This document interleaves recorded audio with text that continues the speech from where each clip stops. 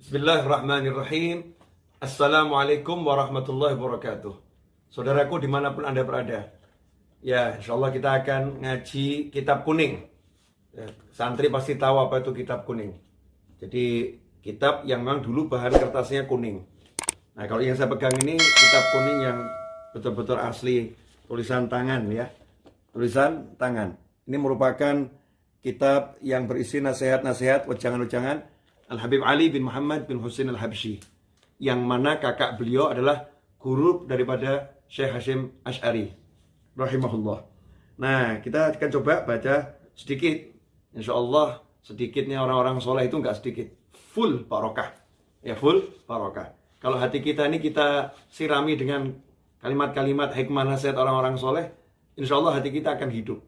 Tapi kalau hati enggak disirami, ya seperti tumbuhan. Tumbuhan kalau enggak disirami, lama-lama layu terus mati ya. Naudzubillah min dzalik. Nah, di antaranya nasihat Habib Ali Habsyi dalam wejangan-wejangan yang beliau sampaikan nyantai bersama teman-temannya ketika duduk-duduk atau di majelis adalah kalimat berikut.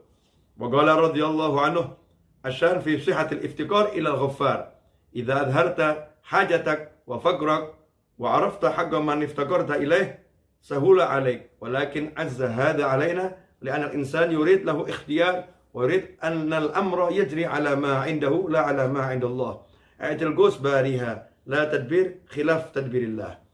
Ini nasihat yang luar biasa. Jadi kalau kita lihat, katanya Habib Ali, perkaranya itu yang jadi sumber keberhasilan seseorang. Kalau orang mau berhasil, orang mau urusannya jadi beres semuanya, hidupnya enak, hidupnya nyaman, hatinya tenang, pikirannya nggak kacau, adalah sihatil iftikar ilal ghaffar. Dia betul-betul merasa butuh kepada Allah yang Maha Pengampun. Nah, kalau kita betul-betul merasa butuh kepada Allah setiap saat, jadi butuhnya hanya kepada Allah Subhanahu wa taala, maka tentu hidupnya akan jadi enak. Jadi enak, jadi nyaman. Idza adharta hajatak wa faqrak. Kalau kamu tunjukkan kebutuhanmu, ya kamu laporkan kebutuhanmu, kemudian kamu tunjukkan semua kefakiranmu ini, kamu nggak bisa ini, kamu nggak punya ini, kamu tunjukkan kepada Allah Subhanahu wa taala, dan kamu ngerti, kamu sekarang lagi menunjukkan kepada siapa? Kami lagi ngelaporkan kepada siapa? Ngelaporkan pada Allah yang Maha Kuasa, yang Maha Kaya, yang Maha Bisa, dan nggak ada yang lain. Yang ada hanya Allah Subhanahu wa taala. Kalau sungguh-sungguh seperti itu, kamu laporkan kebutuhanmu, dan kamu paham Allah Maha Bisa, Allah Maha Kuasa, dan hanya Allah yang bisa, dan hanya Allah yang kuasa, sahula alaik, maka semua urusan jadi mudah, gak ada yang berat. Tapi yang jadi masalah, ya kita itu mau semua sesuai dengan pikiran kita. Ya kita pakai pola pikir kita, rencana kita, semua terwujud, pengennya kita sesuai yang kita rencanakan. Padahal yang bisa merencanakan itu hanya Allah Subhanahu wa taala. Manusia nggak punya rencana. Yang ngatur semua ini adalah Allah Subhanahu wa taala. Etil gus bariha. Nah, kamu serahkan saja. Ini busur panahnya serahkan ke Allah Subhanahu wa taala. Ya biar Allah yang ngatur semuanya. Yang penting kamu tunjukkan hajatmu. Ya kamu lakukan yang kamu bisa. Bisanya apa sesuai syariat dijalani. Tapi jangan ngatur Tuhan. Ya, jangan ngatur Allah Subhanahu wa taala. Nah, kalau kita ngatur Allah Subhanahu wa taala, kacau hidup ini.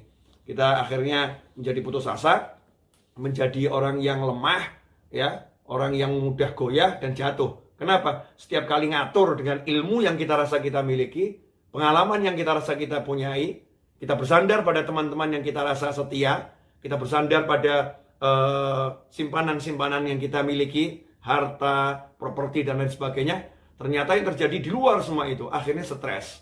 Ya akhirnya stres. Tapi kalau sejak awal kita tunjukkan, ya Allah saya nggak bisa, Engkau yang Maha Bisa, saya nggak punya, Engkau yang punya, saya butuh ini loh ya Allah, saya butuh ini ya Allah.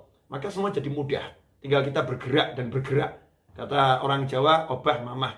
Orang kalau mau bergerak nanti akan bisa makan. Ya, kalau dalam pepatah Arab, al-harokah barokah. Kalau mau bergerak nanti berkah. Nah, ini isi kitab kuning itu ya, seperti ini nasihat-nasihat. Makanya para santri itu yang mau belajar betul-betul kitab kuning, sesungguhnya dia memiliki gudang keilmuan yang gak akan pernah habis. Ya, gudang ilmu yang luar biasa. Insya Allah dari channel YouTube Habib Novel Aidrus kita akan belajar kitab kuning sebanyak mungkin. Kali ini kita lagi mengutip dari nasihat Habib Ali Al-Habsyi, yang kakaknya merupakan guru daripada Syekh Hasyim Asy'ari rahimahumullah, dan beliau sendiri adalah pengarang Maulid Simtud Duror. Nanti kita kesempatan yang lain akan belajar buku-buku yang lain. Jangan lupa ya, subscribe. Kalau belum subscribe, kemudian tekan loncengnya, like dan share. Ya, like dan share. Insya Allah ini manfaat. Semakin banyak orang yang nonton, semakin besar pahala Anda yang membantu untuk nge-share-nya. Nah, karena ini ilmu. Jadikan ini daganganmu. Ya, jual ke orang-orang. Gratis.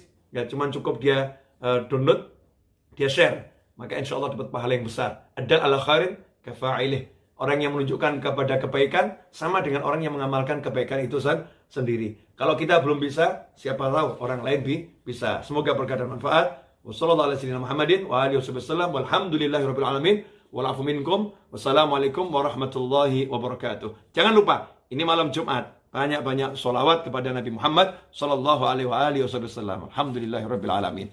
Kitab kuning nih. Ya, kitab kuning.